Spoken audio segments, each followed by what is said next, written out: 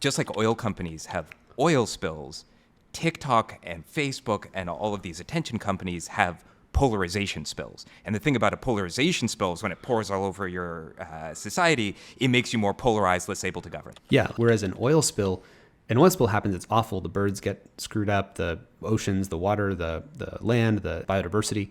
But at least the oil spill didn't directly make the government less able to regulate oil spills each time there's an oil spill. But a polarization spill directly makes the government less able to regulate, because a polarization spill is breaking the culture that would be necessary, the coherence, the consensus that would be necessary to actually regulate that thing. So while it's true that the longer social media goes on in general, it makes the government less coherent, that's actually why we're trying to highlight attention on this issue. The government can still pass legislation. And in fact, Asa, do you want to talk about what the Biden administration executive order recently called for? So Biden's executive order, Protecting Americans' Data from Foreign Surveillance Act, actually repealed 3 of Trump's executive orders. Those 3 orders were aimed at prohibiting transactions with TikTok, WeChat, and 8 other Chinese communications and financial technology apps. What Biden is replacing them with is one executive order that's broader. So it doesn't specifically target TikTok or China.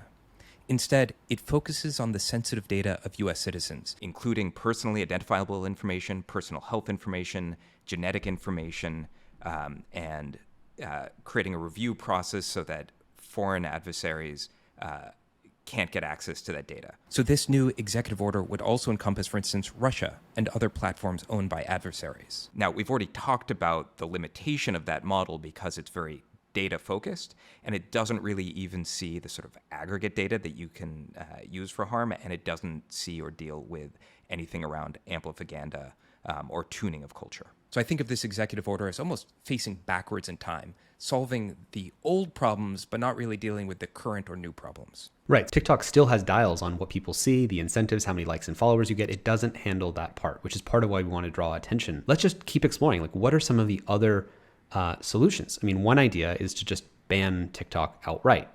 Many people would note that if you do that, what's to stop a different company from doing the kind of 3-second video thing? And by the way, it's actually worth mentioning to link this episode with past conversations with, say, Daniel Schmachtenberger, that one of the biggest problems in society that's driving all the problems are what we call multipolar traps. The if I don't do it, the other guy will, tragedy of the commons, arms race. If I don't do 3-second videos that when you swipe, I'll show you the immediate next maximum dopamine hitting thing, then I'll lose to the guy that does. And so what we've actually seen is that because of TikTok, YouTube had to start a product called YouTube Shorts, where they actually do a same interface of maximizing these immediate 3-second videos, short videos that auto scroll to the next one. Instagram had to copy this with Reels.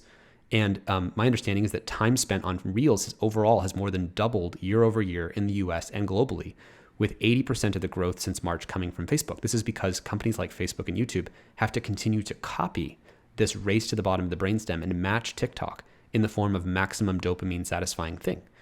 It was actually sad to me because I met people since The Social Dilemma came out who said, "Oh, I'm so glad you made The Social Dilemma film. And now I just use TikTok." And I'm like, oh no, I don't think you got the message. It's not about whether Facebook and Instagram are bad. It's about this collective arms race on whoever will go lower into the brainstem for human attention. And what we're saying actually is that there are 2 major categories of harms here. The one you're talking about now, it's the race to the bottom of the brainstem causing polarization spills.